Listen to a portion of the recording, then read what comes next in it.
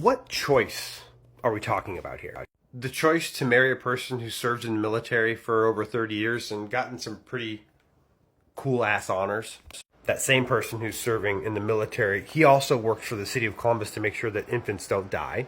Before that, he actually worked on helping people find sobriety and kick addiction in a number of different avenues for the city of Columbus, another public service job.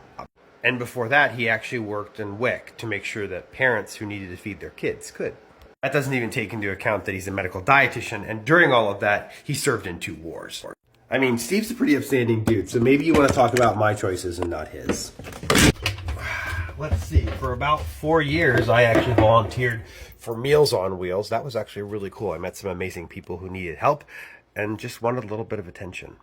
I've worked on a number of nonprofits, and I felt really good about it. And before that, I volunteered for a number of nonprofits every single year to try and help youth make sure that they could feel comfortable in their own skin. I started a small business on the side from my big boy job to make sure that I can make product that make people feel comfortable in their own skin.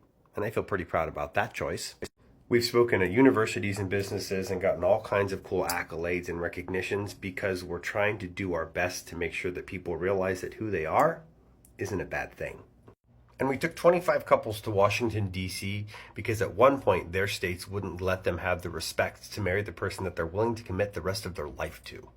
Another choice my husband decided to take on was over the last 5 years, he's been fighting one of the largest universities in the country that are involved in one of the largest sexual assault scandals in the U.S. history.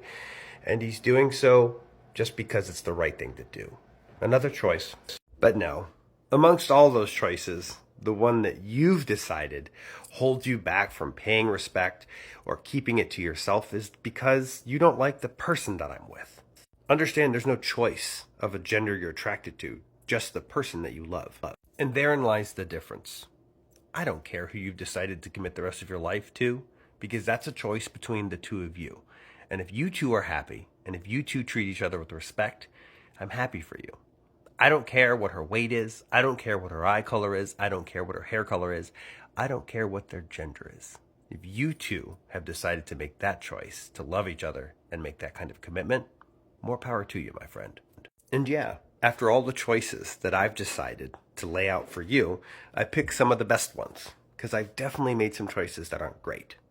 But what's funny is you decided to pick the most obvious one, the most simple one, the most pure one, and make that the thing that makes you not want to respect somebody.